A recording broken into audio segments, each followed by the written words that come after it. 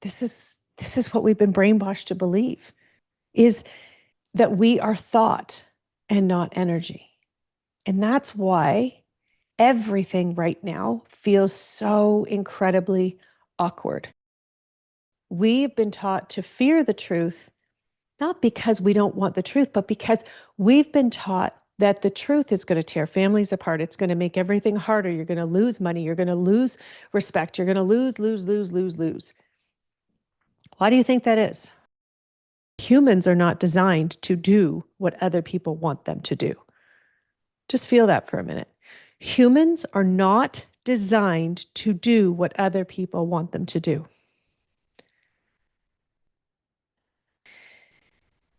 This is not human nature. And it takes a lot of conditioning. Both of these worlds, right? The thought world and the energy world are colliding. And we constantly feel like we're being, pushed into one or the other. It's understanding that what they're really asking you to find is a state of belief in yourself that you're meant to be here as this dynamic is unfolding, so you can allow yourself the freedom to explore your potential once again. And it's the allowing that's the key here.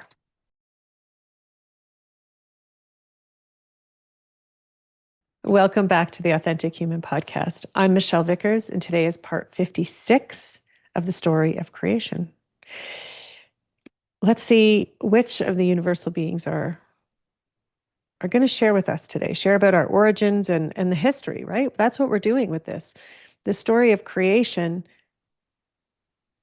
isn't a compilation, of people's opinions. It is directly from universal beings, the universal beings who created existence, who created the different dynamics of existence that you and I get to experience every single day.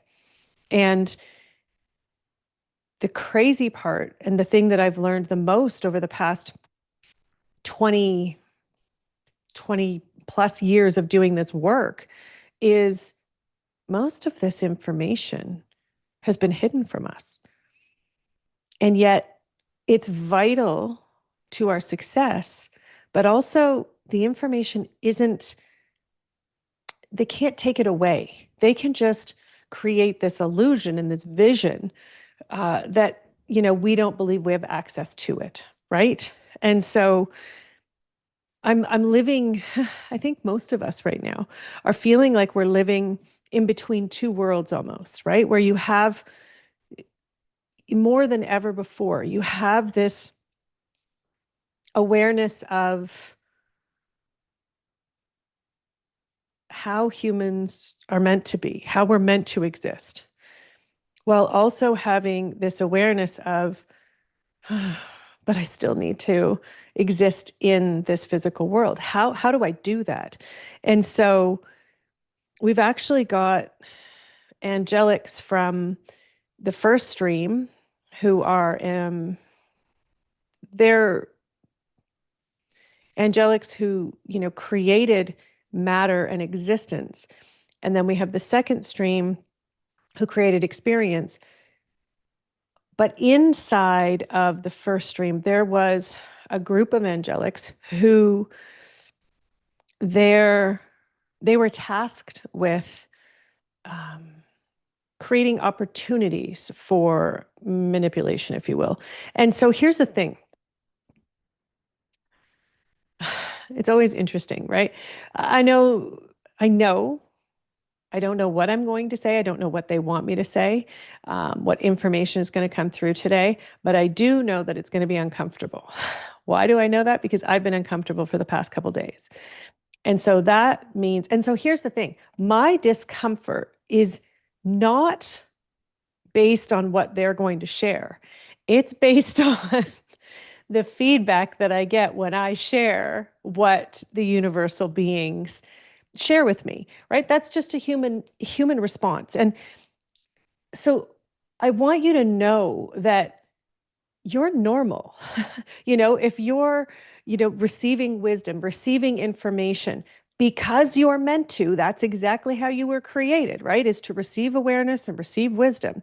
And if you're sharing that and you're, experiencing backlash or trauma or challenges as a result, you know,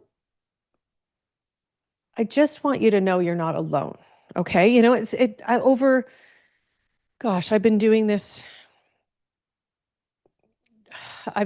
my whole life. Okay. So 50 years of universal communication, soul communication without realizing it. And then it was only 20 years ago when I started to do it as a career and really focus on it from a career perspective in the sense of honing it as a skill. But really, it's been the last 30, 35 years of learning how to share messages in a way that they'll be received, and when I wanted to do that, then I started to really understand that I had to change. How I viewed other humans had to change. And, I learned a lot about judgment. I learned a lot about anger and fear and resentment and those parts of me that I had been carrying for a long time, right? And that's what we have to do as humans. And this is what the angelics that are here today want to talk about is understanding that your emotional reactions, they're like buttons that they have strategically programmed into you because they weren't there originally, right? You don't have emotional buttons to push. You actually don't, from a universal standpoint, from a soul standpoint, even from a physical standpoint. They are, the word they're using is brainwashed into you. Okay. And the challenge at this point is we, as a result, okay, of the brainwashing, we've believe how brainwashing occurs, right? So that it's, just think for a minute, right? When you think about brainwashing, where do you think that it occurs? It's in a controlled environment. It's usually, for a very specific reason. It's hard to accept and believe that all of humanity has been brainwashed, right? Like it's hard to get that. It's unbelievable is what it is. And it's not just the fact that the brainwashing has occurred. What hits harder for those of us who crave connection, with our self and a deeper version of ourself, and we crave connection with other humans. Why it's so hard to believe is our brains go to, who would do this? Who would want to do this to other people? And that's the challenge we're going to talk about today, right? Who would want to? Because, we as souls don't we don't have judgment. We don't have resentment. We don't have anger. We don't work against anything or anyone. Okay? We don't. It's not in our nature. And because our nature actually is right, we've talked about this so many times throughout this series. Our nature is to actually go out and participate in our own evolution. We're not angry at other people because we're not even paying attention to them. We are literally focused on exploring our own potential. And when something someone else is doing is of interest to us and we become curious about it, why is that? Because we know they're holding a piece of universal information from their explorations that can contribute to ours. Not because they're going to tell us something because they hold a key, but because their wisdom is going to trigger questions in you that are going to allow your questions to become bigger. When your questions become bigger, your explorations become bigger. And then as you're on those explorations, now all of a sudden, your potential, right, for participating in evolution grows exponentially. It's actually that simple. We're not meant to run around spewing information at other people who don't actually want it. That's not what we're meant to do. Taboo. We're not meant to walk around proving ourselves. That's not what existence is. It's knowing and understanding that the right people will find us at the right time in their journey. Okay? And so on the other side, we grew up in a world that taught us to listen, right? To make people listen to us so that they will understand it, right? That's what the education system did. It put you in a position to feel unworthy because you don't know what these people who are at the front of the class know. And it taught you, they're showing me, it taught you to listen, but more importantly, it taught you how to listen.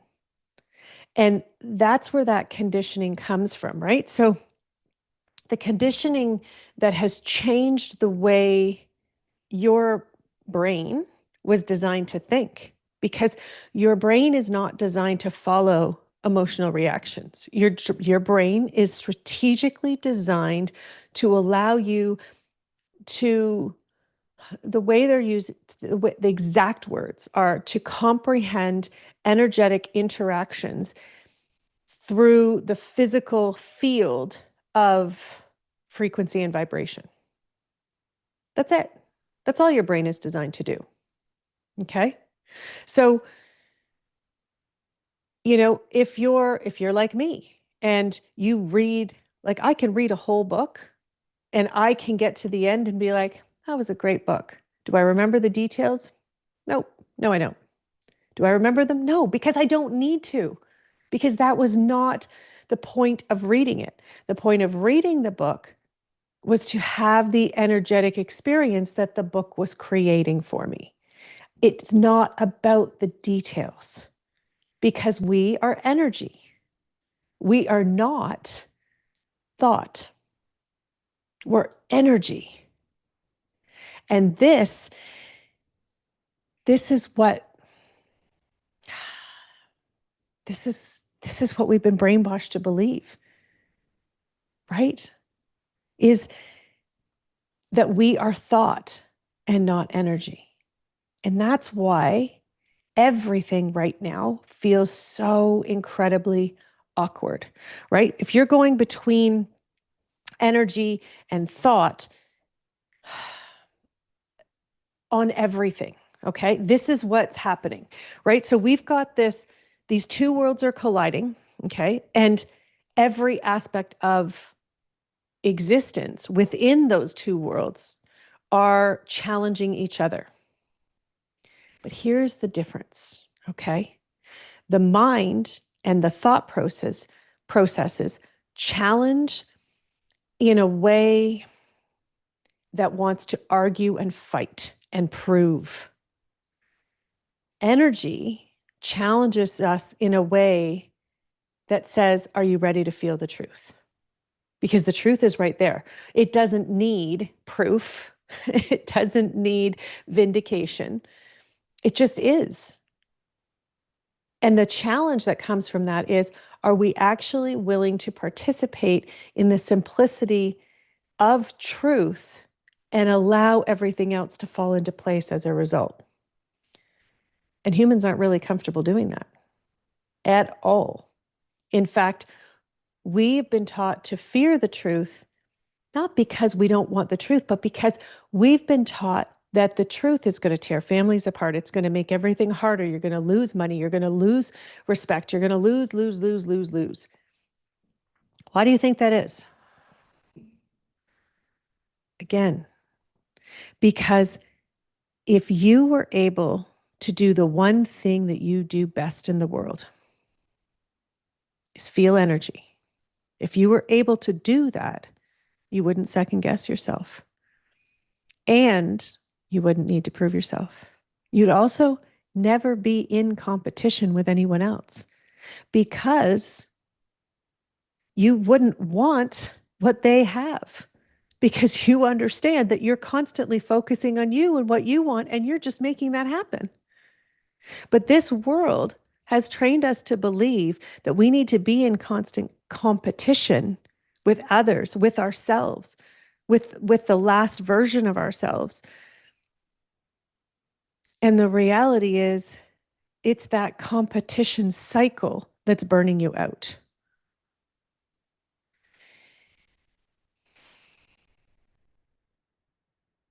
Everything right now, so just showing me, and it feels heavy. It feels a little bit overwhelming to feel it, let alone, put voice to what it is. And again, I'm going to encourage you to feel the energy, not because I want you to feel overwhelmed, but I want you to feel the truth of what they're sharing and why you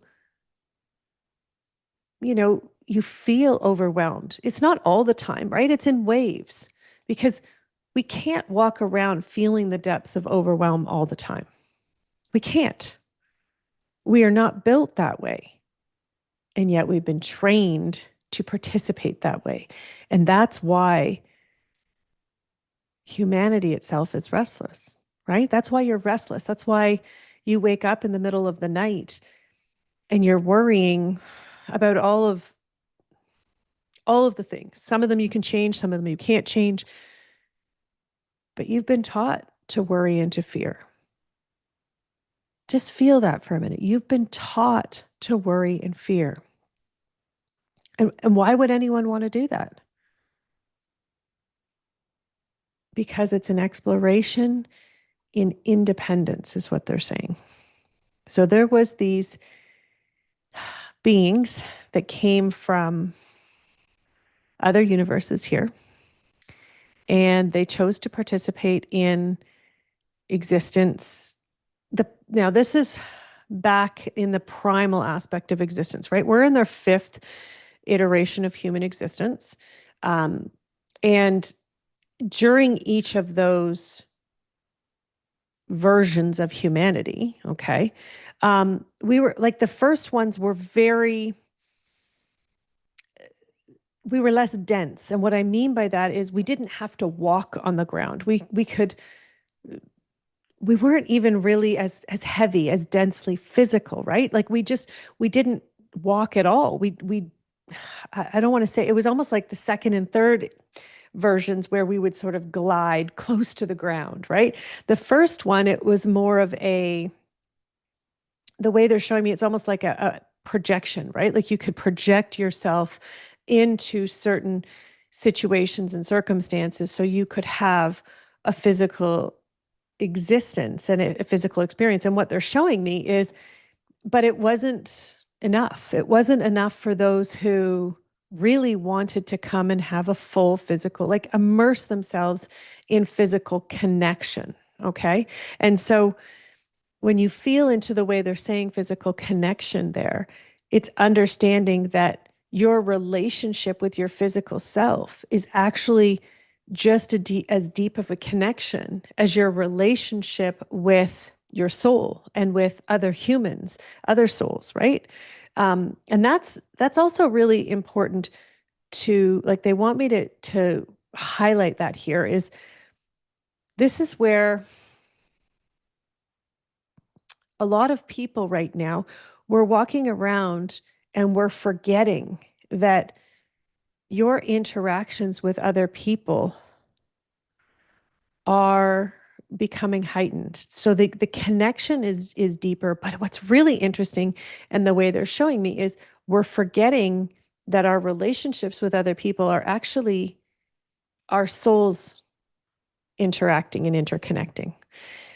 And what they mean by that is, for, the last few thousand years, it's been pure, like our connections have purely been on a physical basis, which is why we're shifting and we're changing, because we can't live simply as physical beings. We can't exist, right? Humanity would cease to exist if we continue to live this way. Yeah, because when you have to understand, right? Humans are self-healing, we're self-governing, we're self-everything. And so when you're living purely on on the physical realm, and the physical, what I mean by the physical realm is just the physical vibration of existence, right? So you're not taking the energetic and heightened awareness, right? Consciousness into account, really, right? So you ignore that whole part of yourself and just simply focus on the physical. We are not self-sustaining. And when you're in a state that is not self-sustaining, the entire race will cease to exist. It's that simple. And so, right now you hear a lot of people talking about, just keep procreating. We got to have as many people as we can. Yeah, yeah, we do. Because that's our only, and has been for hundreds of thousands of years. But that's been our means of survival at this point. And as we return and restore ourselves, humans will once again come back into physical existence.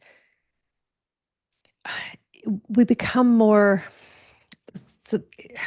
powerful, but it's not, again, the powerful, even that word is so warped in our society because we deem powerful as power over other people, right? It's like, I won the competition and I am more powerful. I have a more powerful, more senior position. I am more power. That is not what I'm talking about. What I mean is you will have full understanding and awareness of who you are and what you're meant to be doing from a full consciousness standpoint, so that when you come in, you're immersed in that, right? Right now, when we come into a physical life, we become immersed into the physical realm of existence. And this is where this brainwashing has occurred, right? So we become thought humans, not energy humans. And so thought humans are existing purely on reactions. Purely. Everything we do as thought humans is based on reactions. And what I mean by that is you may even, you know, you may have inspirations and, your instincts are there, but you're still choosing to follow them based on reactions. And what I mean by that is a reaction is based on information your brain has taken in, it has processed, and it has created belief systems on how things work. And right now, those have to be broken down. But it's no longer just about your belief systems and my belief systems and their belief systems. We are now at a stage in this transformation, in this evolution, where all thought processes and belief systems need to be broken down. They're showing me 8 months. So we're August 6th right now of 2025. But they're saying the next 8 months are going to be the most disruptive and seemingly destructive when it comes to thought processes and belief systems breaking down. Why is it going to feel so destructive and so disruptive? Because this thought world that we all live in is based entirely on belief systems. Every single aspect of your life is a belief system. And this is where they're saying they want you to start to get comfortable looking at how you process belief systems, because your brain won't even realize that it's doing it, but everything around you, how you get up, when you get up, where you live, who you live with, how you live, what you eat, how you process your anger, your frustration, why you feel anger and frustration in the first place. Every single part of this is a basic belief system. Now, we've talked about this before. I did a video on it even before we started the story of creation, and I'll link that in the bottom, but it talks about the four main pillars of our society and the one pillar that controls all of those four. Okay. So the four are the medical system, the education system, the financial system, and the religious system. And then it's the government that ensures all of these systems stay in place. That's their job. And it's understanding that each of these five hierarchies, right?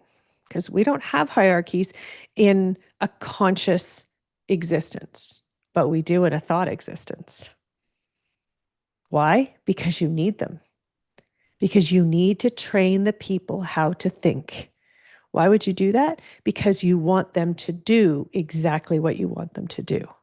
But humans are not designed to do what other people want them to do. Just feel that for a minute. Humans are not designed to do what other people want them to do. How many times, maybe you as a child, maybe you have children, you see arguments, you see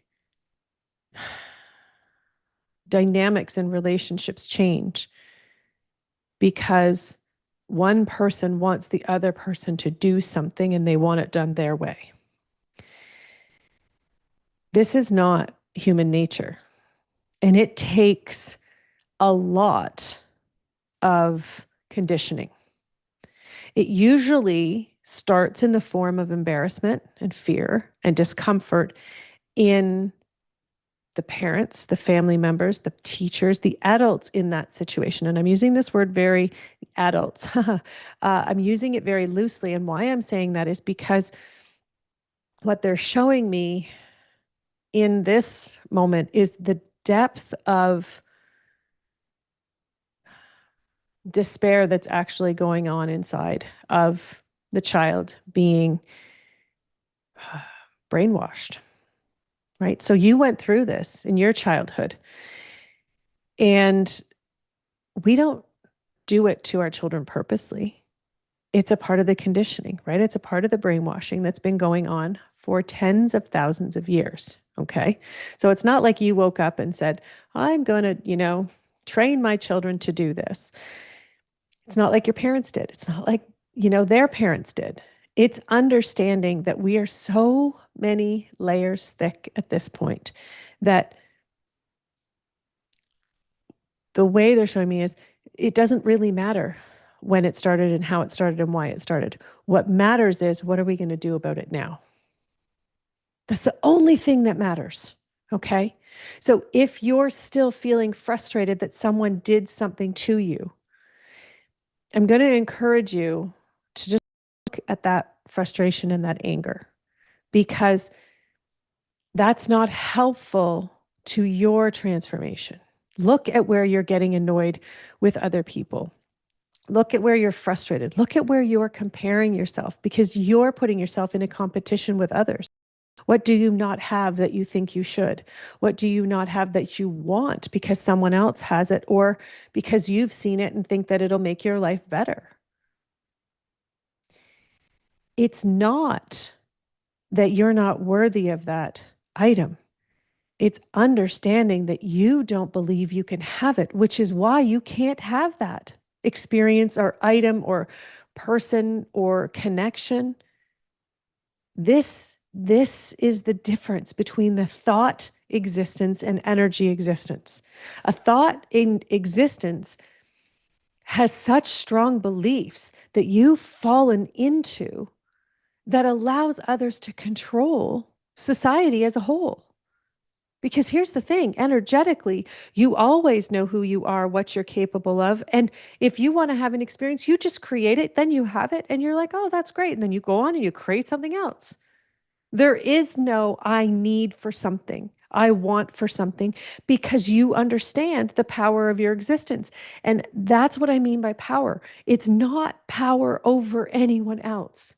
It's the power of self-recognition that you can actually create any experience you can conceive of.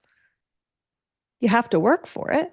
You have to put effort in, but that's why you're here, is to put that effort in. That's why you decided to come in and be human. You didn't decide to come in to compete with others and to feel not worthy enough.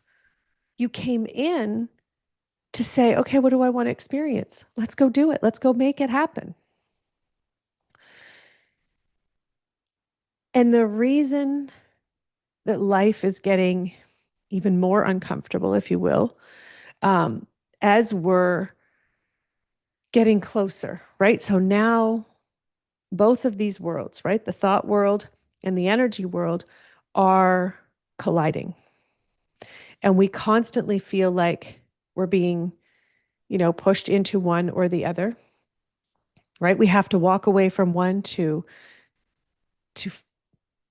yeah. It's actually really interesting. And that's what they're saying is it's actually recognizing that. So up until now, they've said, participate in both, right? Because you're still here in the physical world and you still need to participate as a physical being. But now they're saying that aspect of existence is ending. And this is where, a lot of us who feel the energy, who have this awareness, we've known for a long time that it was going to be ending. And we're also feeling this urgency, if you will, of, okay, we need to find our place in the world, right? We need to find that place where we're meant to be, how we're meant to be living, so that we're prepared, we're ready. And what they're showing me is it's understanding that what they're really asking you to find is a state of belief in yourself that you're meant to be here as this dynamic is unfolding, so you can allow yourself the freedom to explore your potential once again. And it's the allowing that's the key here. Okay. I know that this episode energetically, right? It may not feel like a connection for you. It may not feel, like it's where you are, and yet it's where we're going. And they want to encourage you to come back, to listen again, because this is about a new level of seeing the world for what it is, in the simplicity that the universe sees it. Okay. So it is letting go of all the human dynamics that you've been carrying your whole entire life. It is being willing to let every single one go, to let them be replaced by the energetic aspects of yourself. Okay. So, your brain is like, well, what does that even mean? How's that going to work? How am I going to still have my job? And what about my relationships? And what about my home and my bills? And it's understanding that energy, universal energy, okay, understands who you are. It has full awareness of your entire existence, as well as the entire existence of every universal being in this, every soul being in the entire universe. Okay. So if you have a bill to pay, it knows you have a bill to pay. It knows. Okay. It's not the universe's job to take care of the bill. It's your job to take care of the bill, but it's allowing yourself to co-create, to work with the universe, to allow yourself to receive the abundance that's meant for you, so that that bill can be paid, can be reached. Okay? This is how this works. It's much less complicated than the thought process system that we've been indoctrined into, which is also why your brain is like, but what does that mean? It means exactly what they said. If you allow yourself to work with the universe, to feel energy, right? You're going to be given opportunities right here, there, everywhere. But if your brain is operating at full, it's not going to see those opportunities that the universe is giving you. The thought process existence is based on fear and lack. And what that means is when you're in your creative process, when you're in your own existence, when you're in your day-to-day life, your belief systems are training every single one of your higher intentions to backfire, to miss, to create turmoil for you. So if you find a considerable amount of challenges, whether they be health related, whether they be relationship related, money related, this is the truth. You are creating those situations based on your own beliefs. And until you allow yourself to recognize that truth, right? If you are in that position where you want to keep blaming, well, I can't do this because they won't let me, or I can't have this because they won't let me, or nobody knows how to fix my body. All of those beliefs, you've put someone else in the power of position for your life, in the position of power, in the position of knowing who you are and what you need and what's right for you. You've chosen to feel powerless. It's a hard pill to swallow. Recognizing that it's not someone else's fault. It's not even the system's fault.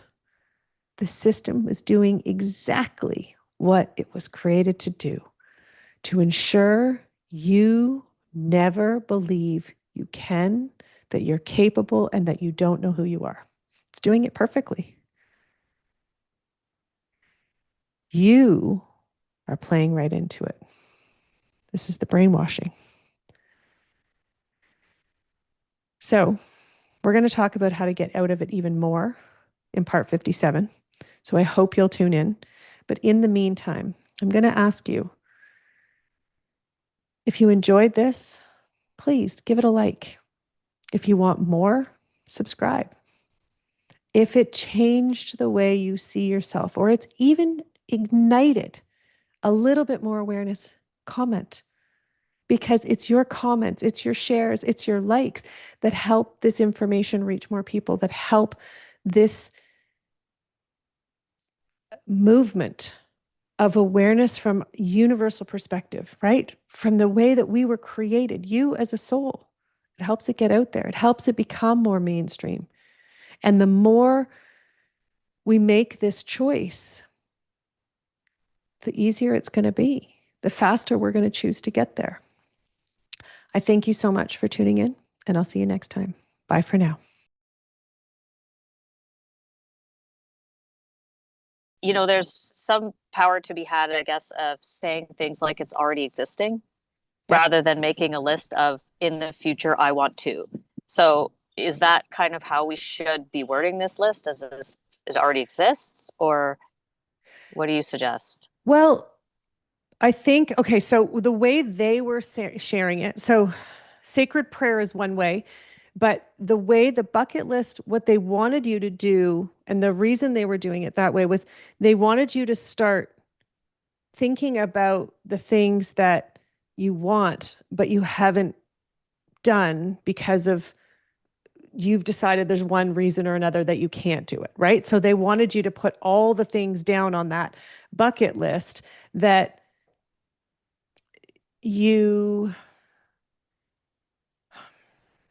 haven't, it's like you haven't honored that those parts of they're in you, right? They're the things that your soul wants, your heart wants to experience. Thank you so much for tuning in. If you enjoyed this conversation and want to learn more, head on over to michellevickers.com. Join our mailing list to receive new episodes right to your inbox or apply to be a guest on the show. If this episode made you think of someone while you were listening, forward the link onto that person with a little note about why it made you think of them, because the greatest gift you can give another human is to see the beauty and purity of who they truly are. Until next time, stay curious.